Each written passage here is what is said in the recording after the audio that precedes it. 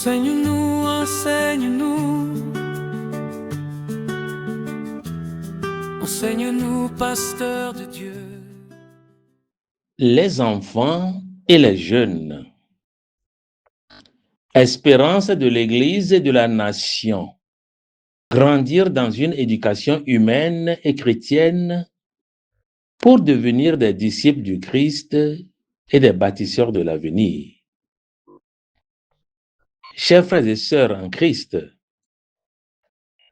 que la paix du Seigneur soit avec vous.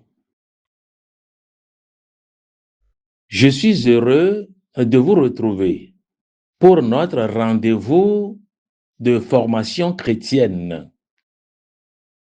Ensemble, mettons-nous à l'écoute de la parole de Dieu afin qu'elle éclaire notre vie, fortifie notre foi et nous aide à vivre toujours davantage selon l'Évangile.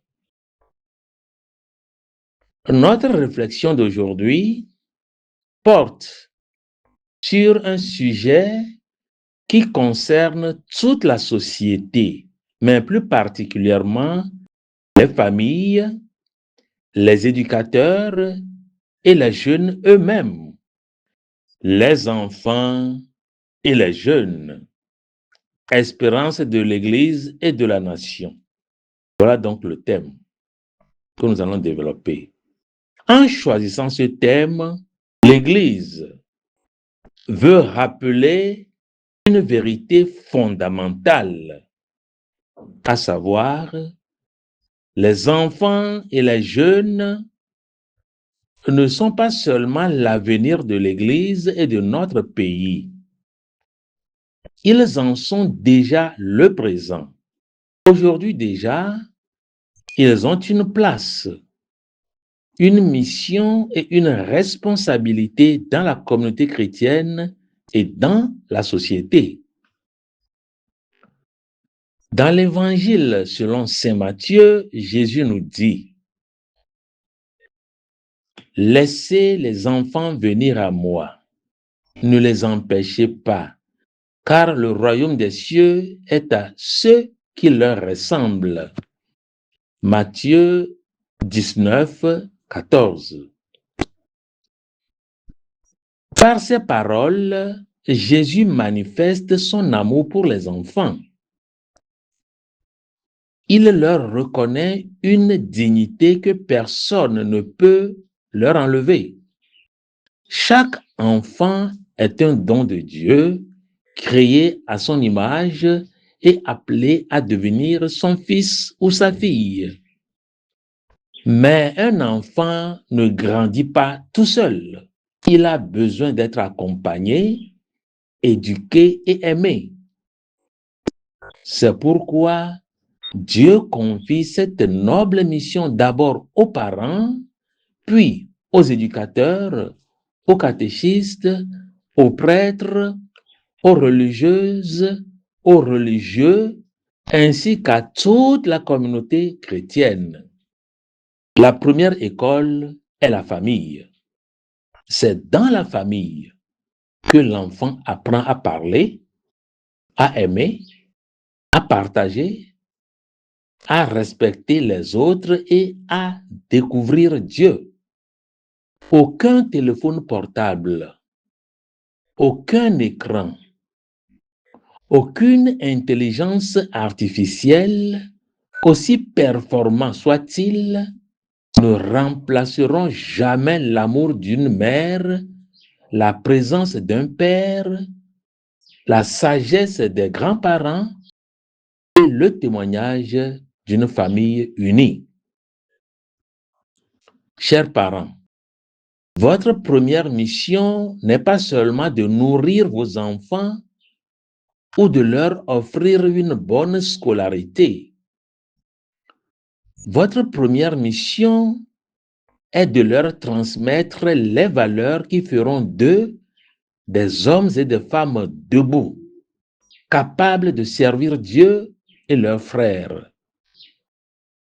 L'éducation humaine et chrétienne ne consiste pas uniquement à accumuler des connaissances.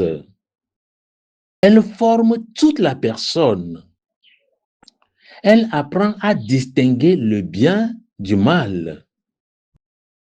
Elle développe le sens de la vérité. Elle éduque à la maîtrise de soi, au respect des autres, au sens du travail, à l'honnêteté et à la solidarité et au service. Un jeune peut obtenir de brillants diplômes et manquer pourtant des qualités essentielles qui font la grandeur d'une personne. La sagesse de Dieu vaut plus que toutes les réussites matérielles. Comme le disait le roi Salomon, donne à ton serviteur un cœur qui écoute. Un roi, chapitre 3, verset 9. Voilà la première richesse que nous devons demander pour nos enfants. Chers jeunes, l'Église croit en vous. Elle voit en chacun de vous un immense potentiel. Vous êtes appelés à devenir les responsables de demain. Enseignants, médecins, artisans, ingénieurs, agriculteurs, entrepreneurs, magistrats, prêtres, religieux, religieuses, responsables politiques, chefs d'entreprise. Mais avant toutes ces responsabilités, Dieu vous appelle à devenir des hommes et des femmes de foi, de vérité et de droiture. Ne laissez personne vous faire croire que la foi est un obstacle à votre réussite. Bien au contraire. Une foi authentique donne un sens à la vie, éclaire les choix et fortifie le courage dans les épreuves. Nous vivons aujourd'hui dans un monde où les jeunes sont exposés à de nombreuses influences.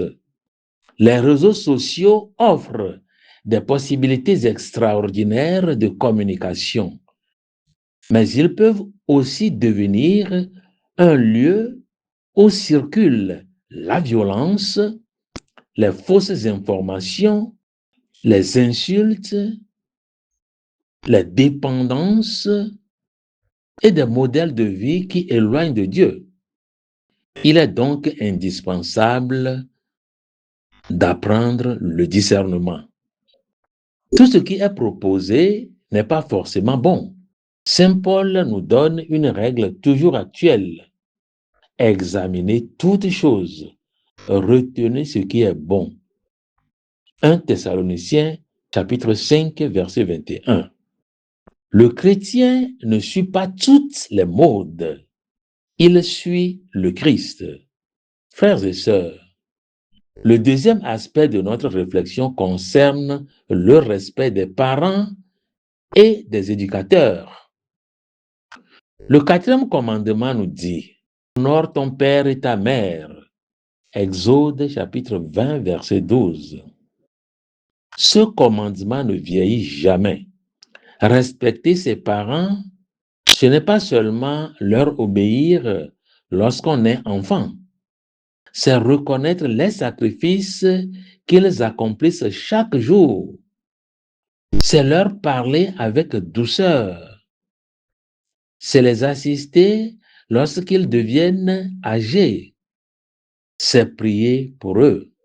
Le respect s'étend aussi aux enseignants, aux formateurs, aux catéchistes et à tous ceux qui participent à notre éducation.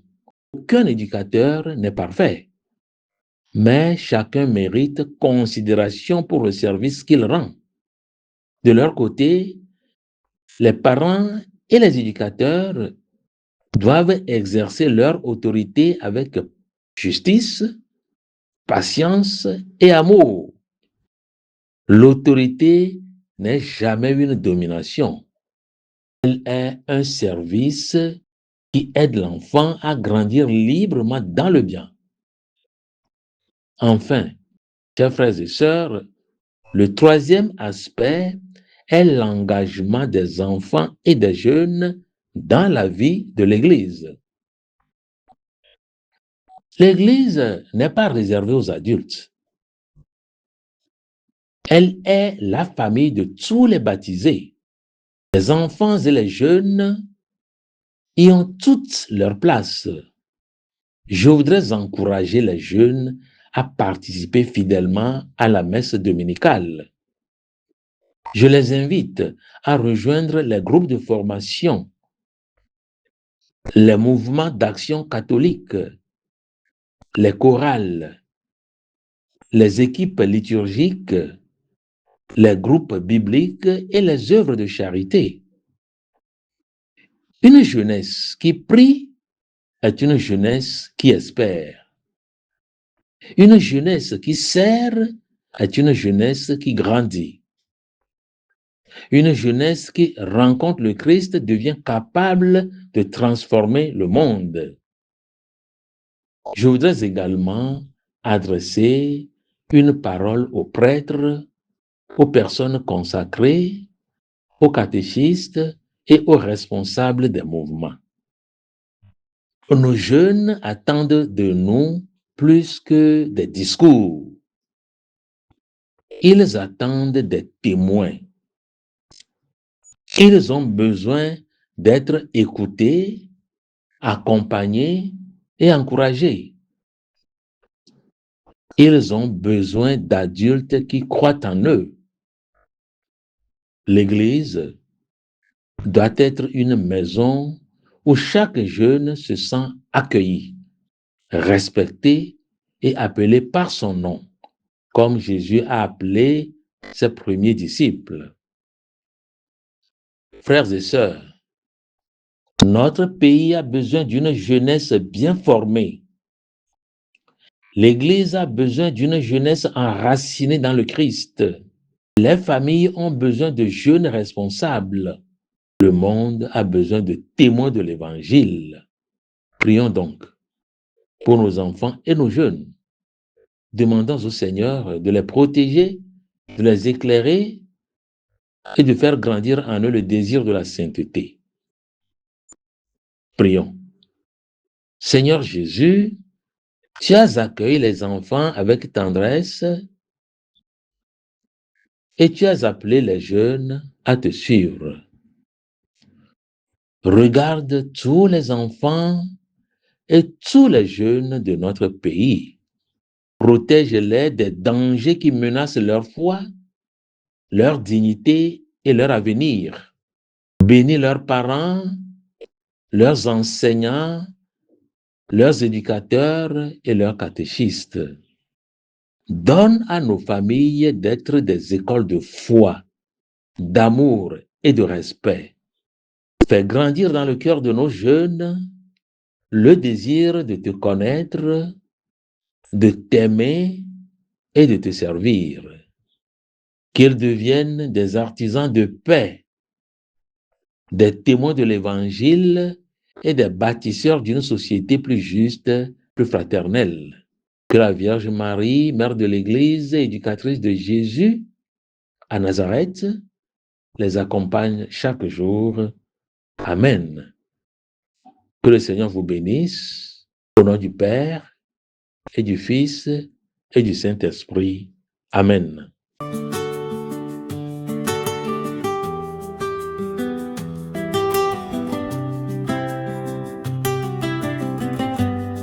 Enseigne-nous, enseigne-nous.